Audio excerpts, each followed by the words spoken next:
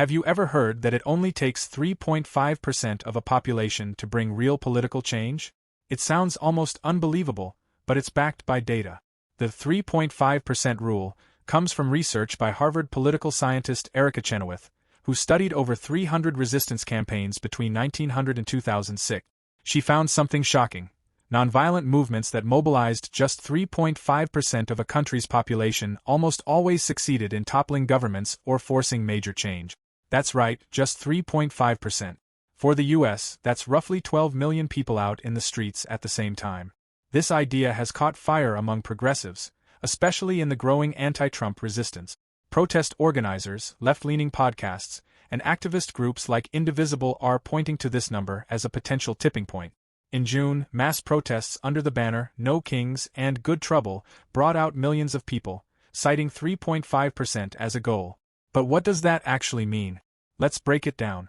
First, the 3.5% figure refers to peak participation, not total participation over time.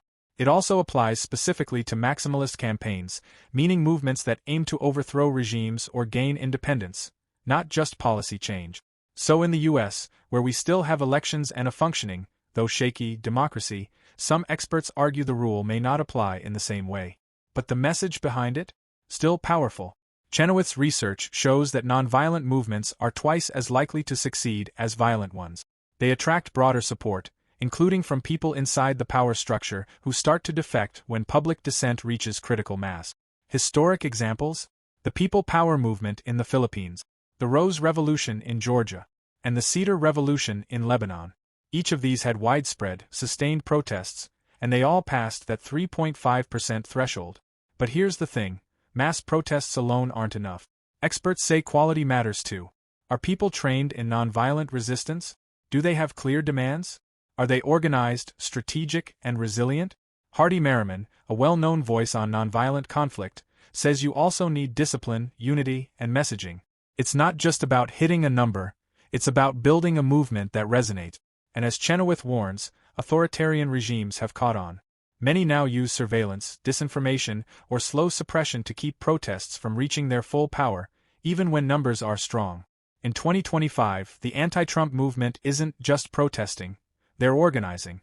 From street actions to voter registration to legal battles, it's a multi-layered resistance. But whether the movement reaches 3.5% or not, one thing is clear: mass participation works.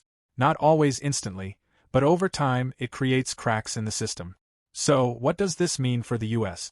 If millions continue to show up, in the streets, at the polls, and in communities, it sends a message.